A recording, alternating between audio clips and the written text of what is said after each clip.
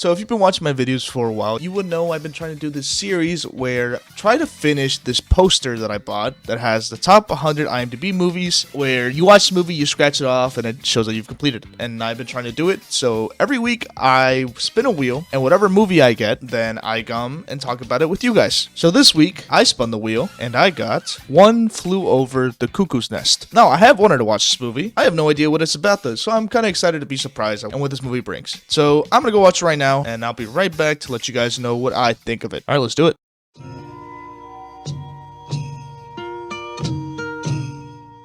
So I just finished watching One Flew Over the Cuckoo's Nest, directed by Milos Forman.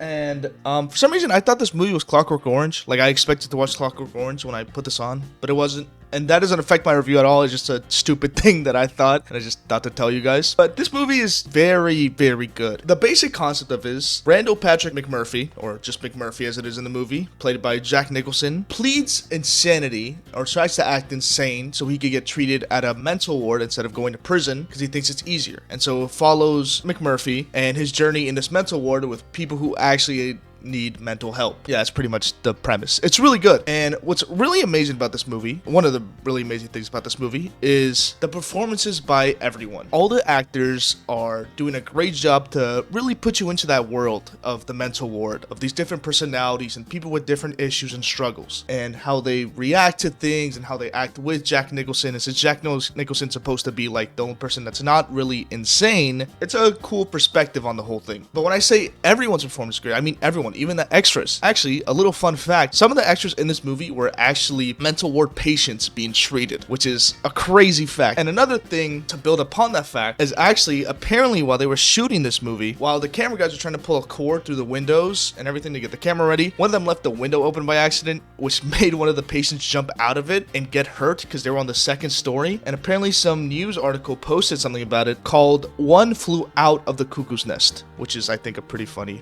little fact that happened. But obviously the main performances are the best, where Jack Nicholson plays McMurphy, and I honestly think it's one of his best roles. I really like how he has to act as his character, who I don't think is a good guy. The other person who I think is really good is Louise Fletcher, who plays Nurse Mildred, like the head nurse basically. Since the nurse and McMurphy are such opposing thoughts and ideals, they're always clashing and they're always having arguments and issues, and this leads to very iconic and great scenes in the movie. And now I'm going to be talking about some of McMurphy's growth through this movie and his journey. So I'm just going to say a minor spoiler warning, because I will be talking about some scenes in the movie and some things that happen. And towards the end of this video, I'll be talking about the ending of the movie. I will let you know when that happens, so if you guys don't want the ending spoiled for you, you could leave, watch the movie, and come back and hear what I have to say and my thoughts on the movie. When I was watching the movie, I found the first 30 minutes quite boring, but I don't know if that was just because I was tired. So I literally went to go take a nap, and I came back and I was way more attentive of everything. But I really like the scenes where McMurphy is with the other patients and he's getting along with them. Me personally, I don't think McMurphy is a good person. I think he's a bad person, and even at the beginning of the movie, they chase some charges why he's in prison, and it's like five assaults and then another really bad charge that I'm not gonna say. So I don't think he's a good person in this movie. And honestly, towards the end, I don't even think he's that much better. But what I do like seeing is him interacting with these patients who aren't doing the best, let's say. What I like about it so much is that he treats them like they're actual people. And I think that's why they like him so much. Because when they're wrong, he tells them they're wrong. When they're being annoying, he tells them.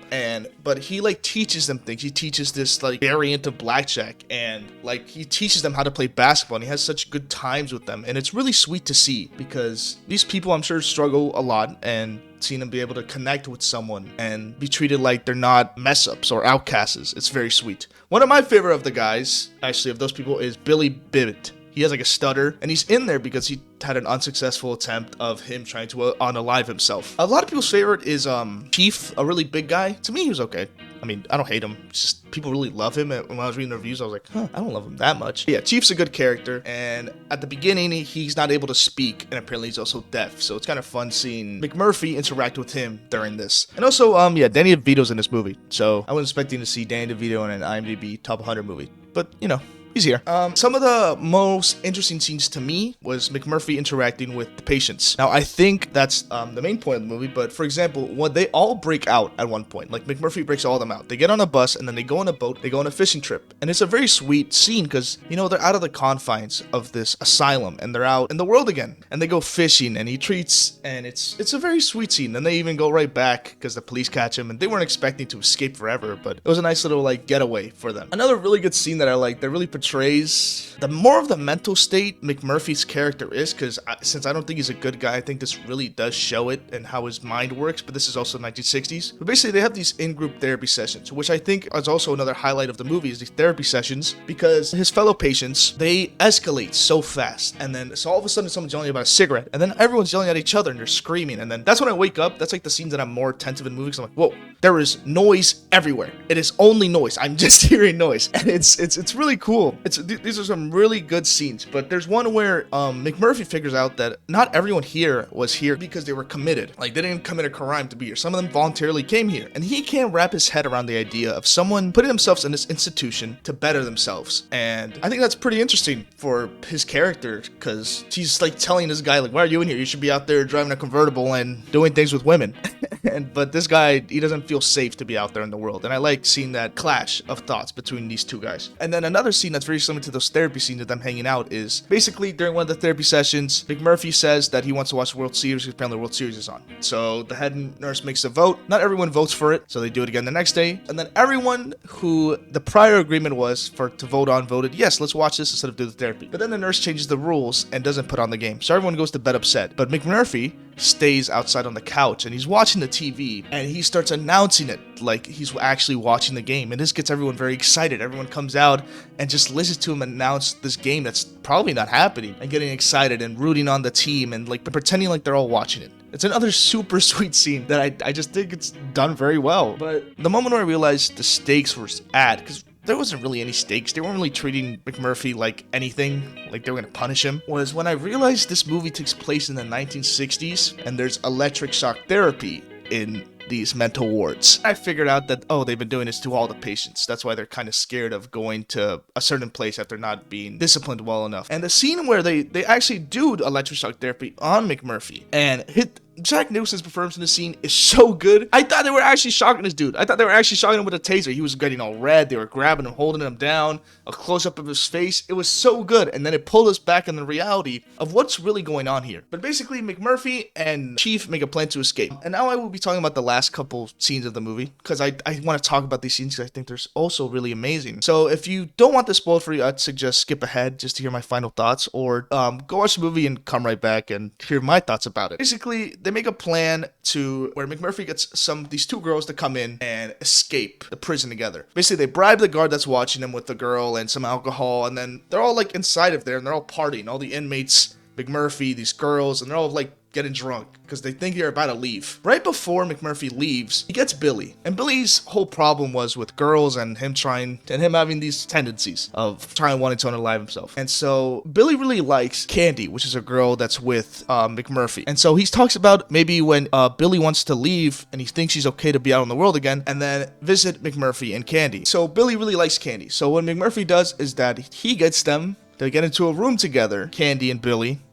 They basically leave them to it. But this is what I find really confusing. So the window's open and McMurphy's able to leave, but he doesn't. He stays there. And this, I believe, is something that he got used to these people. He got really close to people and he doesn't want to leave them, right? So they all get drunk and they all fall asleep. The head nurse and everyone wakes up for the morning shift, comes back and sees that the whole place is thrown out. The whole place is a mess. So they're all just getting sent in there and yelled at, and they lock the window again. Then they don't know where Billy is, but they find him in the room with Candy. And this is where everything goes bad. Apparently, the head nurse had a really close relationship with Billy's mother. Billy is really afraid of his mother and doesn't want the nurse to tell the mother about this. But she says she does. And they take him away to get electroshock therapy. But while they left him alone in the room, Billy dies, and it's a big shocking scene. Everyone's in shock seeing him on the floor, and so Jack Nicholson does a really convincing choking of the nurse and almost killing her, and the whole escape plan is done. It was weird because he could have left like several times, but he didn't. And I don't understand why he didn't. I guess he just wanted to stay there. He felt more at home, and that he himself is now voluntarily there. But basically, they take away McMurphy. It's like a day later,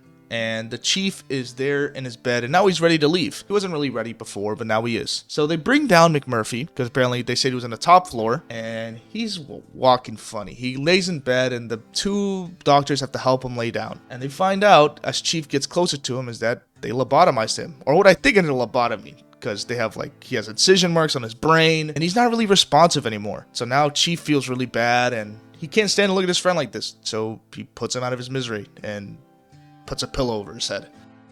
And then the next day, Chief picks up this water fountain. And basically, at the beginning, Murphy said that he could break out of his place with this water fountain and pick it up and throw it through a window. But everyone said he couldn't, and he didn't end up doing it. So Chief actually picks it up and throws it out the window and escapes. And that's the last shot of the movie of him running away. I think that's a beautiful scene and a beautiful moment, and a nice ending to the whole movie. I initially was very confused with McMurphy's character because I never believed he was good. I always thought he was bad, and I don't really see him growing as much, but maybe just him acting treating these people like actual people was enough to set him straight and enough to want to stay with them and actually find a place where he wants to be, which is with his friends, which is with all these patients. I really liked the movie.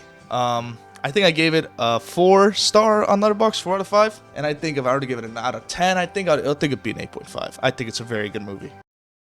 That'll be it for me from today, but if you guys enjoyed this video, please make sure to let me know by leaving a like or leaving a comment on what you thought about this movie or what you think. If you want to see more content like this, please let me know. Yeah, that'll be it for me today.